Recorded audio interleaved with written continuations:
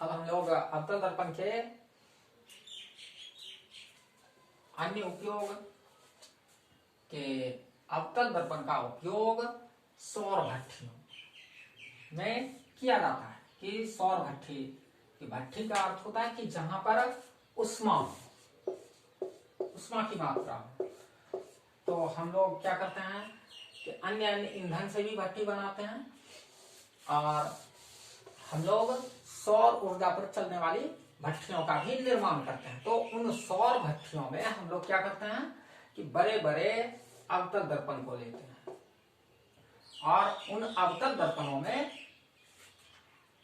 सौर भट्टियों में अवतल दर्पणों का उपयोग कर सूर्य से आने वाली समांतर प्रकाश किरणों को क्या करते हैं, दर्पण के एक बिंदु पर दर्पण के फोकस के बिंदु पर एकत्र कर लेते हैं, जिससे समांतर किरणों में जो प्रकाश ऊर्जा का मान मौजूद रहता है उष्मा ऊर्जा के रूप में, वो उष्मा ऊर्जा एक स्थान पर एकीकृत हो जाती है, एकत्र हो जाती है। और जब उष्मा की मात्रा अधिक होती है तो उन उष्माओं को हम लोग क्या करते हैं,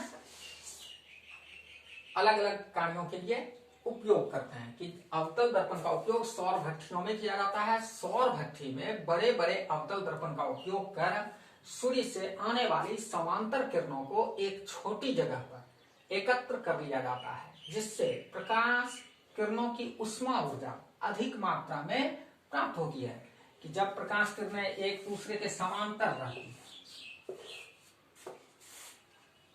तो हमें ऊर्जा, प्रकाश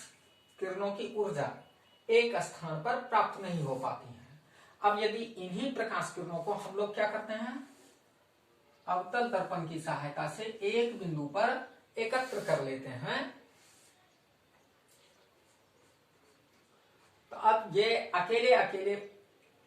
ऊर्जा थी और प्रकाश के अनंत प्रकाश की किरणों को हम लोग यदि एक बिंदु पर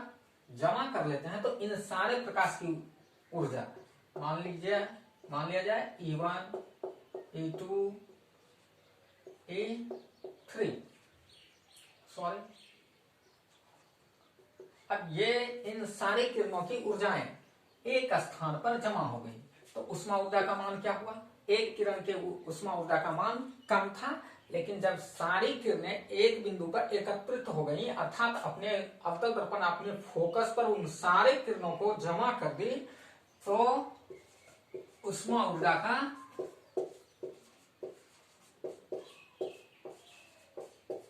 मान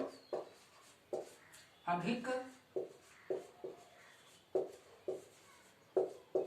प्राप्त हुआ।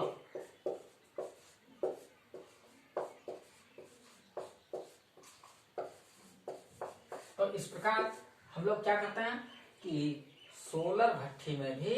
किसका, बड़े बड़े अवतल दर्पण का प्रयोग करके सूर्य से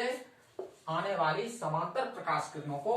उसके अवतल दर्पण के फोकस पर जमा कर लेते हैं और फोकस पर जमा कर उन सारी किरणों के एकत्रित ऊर्जा को क्या करते हैं कि हम अपने जीवन के अन्य अन्य उपयोगी कार्य में या जहां उष्मा की अधिक मात्रा की आवश्यकता होती है उन स्थानों पर उन उष्मा को संचित करके हम लोग अपने दैनिक जीवन के कार्य के लिए प्रयोग करते हैं। तो इस तरह हम लोगों ने अवतल दर्पण के जो सामान्य रूप से जीवन में उपयोग थे उन उपयोगों का अध्ययन कर लिया। इसके बाद हम लोग उत्तल दर्पण से प्रतिबिंब निर्माण की क्रियाविधि,